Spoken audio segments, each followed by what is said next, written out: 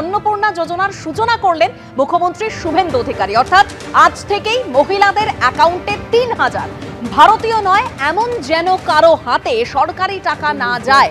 ২৮,২৫,০০০-এর বেশি মহিলার অ্যাকাউন্টে এই টাকা ঢুকবে। 7 দিন অন্তর তালিকা সংশোধন করা হবে। চলবে এই প্রক্রিয়া আগামী 3 মাস। আগের সরকারের আমলে পুরুষদের অ্যাকাউন্টেও লক্ষ্মীর ভান্ডারের টাকা, ভোটার তালিকায় বাদ যাওয়া বহু নাম ছিল লক্ষ্মীর ভান্ডারে। আর ঠিক কি বললেন মুখ্যমন্ত্রী শুভেন্দু অধিকারী, শোনাবো। অন্নপূর্ণা যোজনা, এখানে আমরা নতুন করে ফর্ম দিয়ে নথিভুক্ত করার কাজ শুরু করেছি।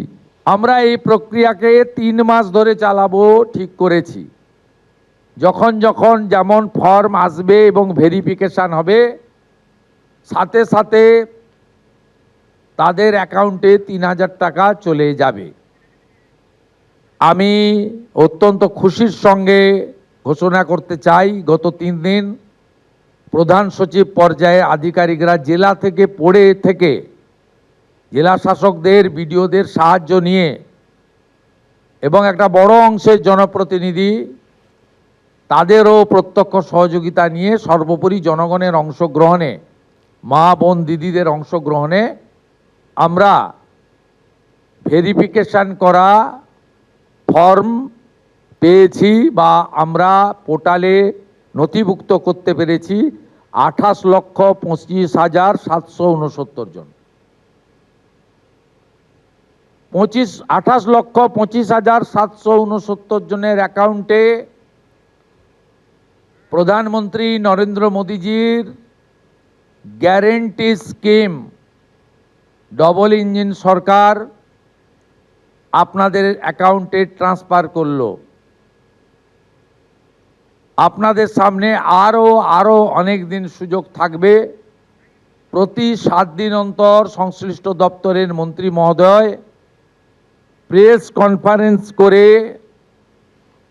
ভেরিফাইড নথিভুক্ত ফর্মের তালিকা এবং প্রাপকের সংখ্যা পশ্চিমবঙ্গের জনগণকে জানিয়ে দেবে।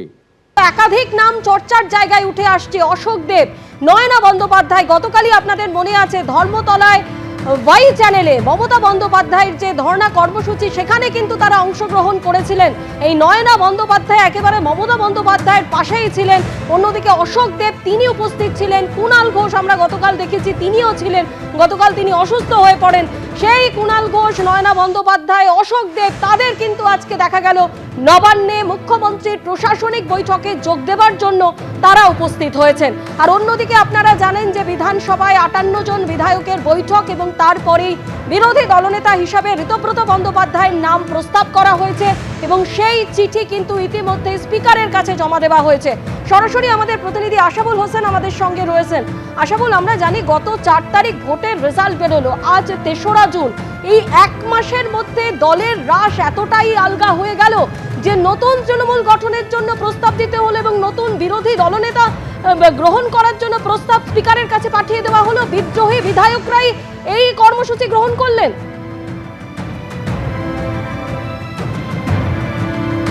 স্বর্ণালী, তুমি একেবারে ঠিকই বলেছো। আজকে 3রা জুন এবং একটি ঐতিহাসিক ঘটনার সাক্ষী থাকলো এই বিধানসভা। কারণ বিধানসভার ইতিহাসে এমন ঘটনা ঘটেছে, এমন কোনো নজির নেই এবং এমন কোনো নজির শরণাতীত কালের মধ্যে এই বিধানসভায় হয়নি বলে আমরা ইতিহাস খতিয়ে দেখে সেটা জানতে পারছি। একটা আসল তৃণমূলকে তার লড়াই আজকে শুরু হয়ে গেল এই বিধানসভার অন্দরেই। কারণ আসল তৃণমূল দাবি করে তৃণমূলের পক্ষ থেকে খোদ দলের যে সর্বভারতীয় সাধারণ সম্পাদক অভিষেক বন্দ্যোপাধ্যায়, তিনি একটি চিঠি অধ্যক্ষকে পাঠিয়েছিলেন এবং তাতে বিরোধী দলনেতা হিসাবে শোভনদেব চট্টোপাধ্যায়, মুখ্য সচেতক হিসাবে ফিরহাদ হাকিম এবং 2 উপনেতা নয়না বন্দ্যোপাধ্যায় এবং অসীমা পাত্র, তাদের নাম জানিয়ে দেওয়া হয়েছিল।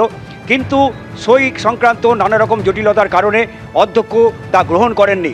এরই মধ্যে তৃণমূলের মধ্যে একটা বড় অংশের বিধায়ক তারা বিদ্রোহী হয়ে ওঠেন এবং তারা সাফ জানিয়ে দেন শোভনদেব চট্টোপাধ্যায়কে তারা বিরোধী দলনেতা হিসাবে মানবেন না।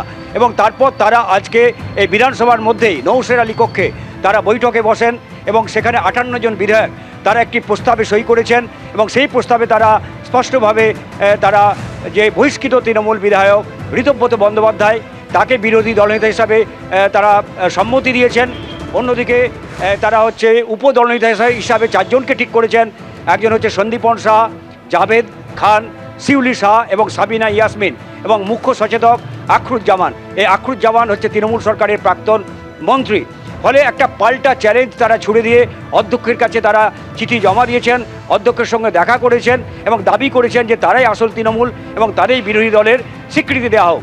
কিন্তু তারা সাদা কাগজে লিখেছেন। এবং আরেকটি গুরুত্বপূর্ণ ঘটনা, তাতে তারা তৃণমূল নেত্রী মমতা বন্দ্যোপাধ্যায়কে দলনেত্রী হিসাবে মেনেছেন। ফলে অনেকগুলো আইনগত দিক কিন্তু এর মধ্যে জড়িয়ে রয়েছে। সেই আইনগত দিক এই মুহূর্তে অধ্যক্ষ তিনি খতিয়ে দেখছেন বলেই বিধানসভা সূত্রে জানা গেছে। আর কিছুক্ষণের মধ্যেই 3:30 থেকে 4টের মধ্যে যে বিধায়করা এখানে সই করেছেন, অনেকেই জাননি, যাদের আজকে যে জেলার বিধায়করা আজকে আমন্ত্রণ পেয়েছেন মুখ্যমন্ত্রীর নবান্নের বৈঠকে, তারা সেখানে গিয়েছেন। তারা এখানে ফিরে আসবেন। বিশেষ করে উল্লেখযোগ্যভাবে সন্দীপন শাহ এবং ঋতব্রত বন্দ্যোপাধ্যায় তারা আমাদের জানিয়েছেন তারা এখানে ফিরে আসবেন। একদম আশাবল, আজকে বিধানসভায় প্রবেশ করার সময় সন্দীপন সাহা, সাবিনা ইয়াসমিন এবং মুস্তাফিজুর তারা কি বলেছেন একবার শোনাবো, তারপর আমি পরবর্তী আমাদের প্রতিনিধির কাছে যাব।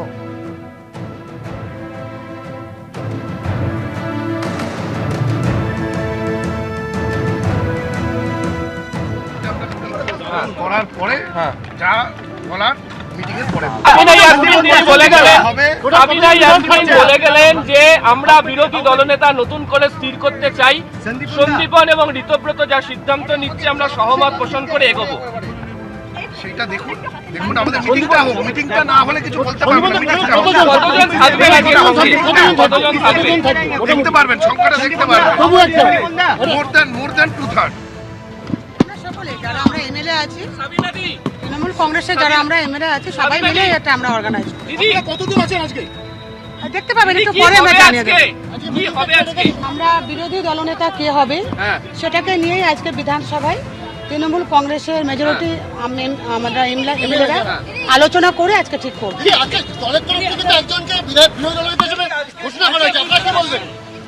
এখনো পর্যন্ত তো আমাদের অফিসিয়ালি উনি পাননি। আমরা 80 জন এমএলএ একসঙ্গেই আছি। এখন ভিতরে গিয়ে কি পরিস্থিতি আছে আমাকে দেখতে দিন। দেখুন, বিধানসভায় যাচ্ছি আমরা পশ্চিমবাংলার জনগণের জন্য। সেখানে সই ডুপ্লিসিটি করা যদি কেউ করে থাকে, আমি জানি না, অন্তত আমি কোথাও করি না, করে থাকে, এটা অবশ্যই একটা ভুল কাজ। বিধানসভার কোনো বিধায়কের সই ডুপ্লিকেট করা হবে কেন? আসল তৃণমূল বলে দাবি করে স্পিকারের কাছে ইতিমধ্যেই একটি চিঠি দেওয়া হয়েছে, যেখানে ঋতব্রত বন্দ্যোপাধ্যায় বহিষ্কৃত বিধায়ক, তাকে বিরোধী দলনেতা হিসেবে তার নাম প্রস্তাব করা হয়েছে। বিকেল 4টের মধ্যে বিধানসভার চিত্রটা একেবারে পরিষ্কার হয়ে যাবে। এবিপি আনন্দ, এগিয়ে থাকে, এগিয়ে রাখে।